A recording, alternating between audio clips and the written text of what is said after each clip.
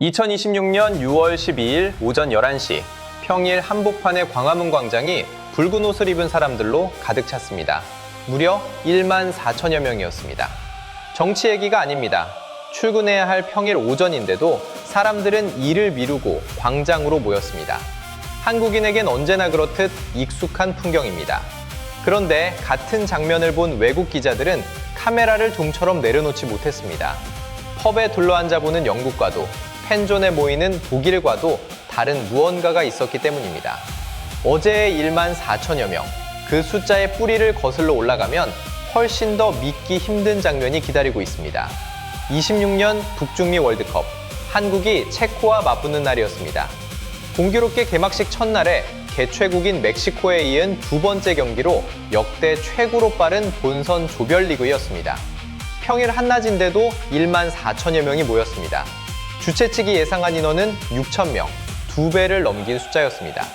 같은 시각 JTBC 스트리밍 동시 시청자는 482만 명을 기록했습니다. 국내 스트리밍 역대 최고치였습니다. 직장인들은 점심시간을 쪼개 광장으로 나왔습니다. 그 틈에는 미국에서 온 교환학생 무리도, 동남아에서 온 팬들도 섞여 있었습니다. 모두가 같은 구호를 외쳤습니다. 대한민국. 그런데 세계는 같은 장면을 다르게 받아들였습니다. 이 장면의 뿌리는 어제보다 훨씬 더 깊습니다. 그리고 그 뿌리에 붙은 이름은 사실 한국인이 지은 게 아니었습니다. 붉은 악마.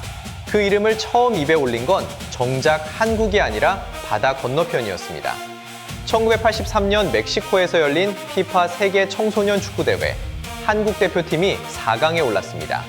그 거센 경기력을 본 외신은 한국팀을 이렇게 불렀습니다. 레드 퓨리스, 붉은 분노. 국내 언론은 이 표현을 붉은 악마로 옮겼습니다. 그렇게 이름이 대중에게 퍼졌습니다. 그리고 14년이 흘렀습니다. 1997년 PC통신 하이텔의 축구 동호회를 기반으로 국가대표팀 공식 서포터즈가 만들어졌습니다. 그해 8월 조직의 이름을 정하는 공모가 열렸습니다. 사람들이 다시 꺼내든 이름은 붉은 악마였습니다. 외국이 붙인 별명을 한국인이 자랑스럽게 도로 가져온 역수입이었던 거죠. 붉은 악마는 2002년을 앞두고 슬로건을 내걸었습니다. 붉은 악마가 되라. 전국 10개 개최도시를 순회하며 시민들에게 붉은 옷을 보냈습니다. 대회가 시작될 무렵 공식 등록 회원만 22만 명을 넘어섰습니다. 이 이름은 2002년 역사가 됩니다. 2002년 한일 월드컵, 한국 대표팀이 16강을 넘자 서울시청 광장과 광화문에 사람들이 모이기 시작했습니다. 처음엔 약 50만 명이었습니다. 그 숫자는 한 경기를 거칠 때마다 불어났습니다. 8강을 넘었고 4강에 올랐습니다. 광장은 매번 더 붉게 채워졌습니다. 4강전 당일 전국 각지에 모인 인파는 약 700만 명이었습니다. 당시 전 국민의 5명 중 1명이 거리로 나온 셈입니다. 붉게 물든 건 서울만이 아니었습니다. 부산, 대구, 광주까지 전국 10개 도시의 광장이 같은 시각, 같은 색으로 채워졌습니다. 대회가 끝났을 때 거리를 거쳐간 사람은 모두 합쳐 약 2,200만 명이었습니다. 그해 전 국민의 절반에 가까운 숫자였습니다. 정작 외국 언론의 카메라를 더 오래 붙잡은 건 경기가 끝난 뒤의 장면이었습니다. 사람들이 스스로 쓰레기를 줍기 시작한 겁니다. 누가 시킨 것도 아니었습니다. 응원이 끝나자 손에 준 봉투에 발밑에 흩어진 종이컵과 깃발을 담았습니다. 700만 명이 모였다가 떠난 자리는 응원이 시작되기 전보다 오히려 더 깨끗했습니다. 훗날 더 코리아 타임스는 이 장면을 두고 이렇게 적었습니다. 붉은 악마가 거리 응원이라는 세계적 문화를 만들어냈다고 말입니다. 여기서 이 이야기가 끝났으면 어디까지나 북매의 기억으로 남았을 겁니다. 그런데 이 장면을 지켜본 누군가가 있었습니다. 4년 뒤인 2006년 독일 월드컵, 피파는 처음으로 공식 피파 팬페스트를 도입했습니다. 개최지 도시마다 대형 스크린을 세우고 시민들이 한자리에 모여 함께 경기를 보는 공간을 만든 것이었습니다. 그 설계가 참조한 모델은 2002년 한국의 거리 응원이었습니다. 이전까지의 세계의 응원 풍경은 저마다 달랐습니다. 영국은 펍에 둘러앉아 경기를 받고 광장에 수십만이 모이는 자발적 거리 응원은 없었습니다.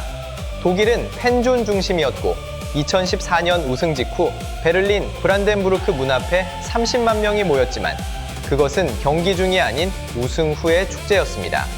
프랑스의 샹젤리제 집결은 우승을 기념하는 전통이었을 뿐 경기 중 자발적 응원과는 거리가 멀었습니다.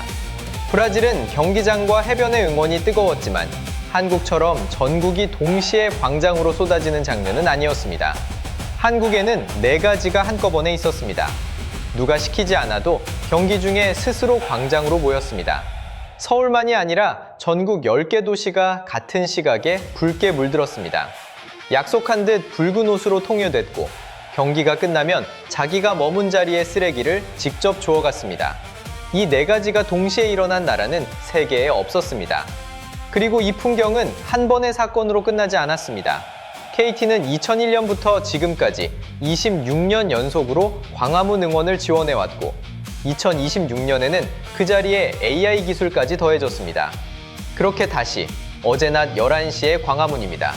그 자리에 모인 1만 4천여 명은 2002년의 기억이 긴 세월을 거쳐 현재로 흘러온 자국입니다. 경기장이 지구 반대편에 있어도 평일 낮이어도 한국인들은 광장을 찾습니다. 그 이유가 무엇인지 어제 그 응원을 직접 보셨다면 조금은 알 것 같으실 겁니다. 누가 시킨 것도 아니고 누가 기획한 것도 아니었습니다. 그저 사람들이 모였고 함께 외쳤고 자리를 정돈하고 돌아갔습니다. 그 결과 한국 대표팀은 처음으로 월드컵 1차전에서 승리하는 기쁨을 국민에게 선물했습니다. 한국 거리 응원 문화, 26년이 지나도 달라지지 않은 그 장면을 이제 세계는 연구합니다. 별게 다 세계가 알고 싶어하는 K문화가 되는 순간입니다.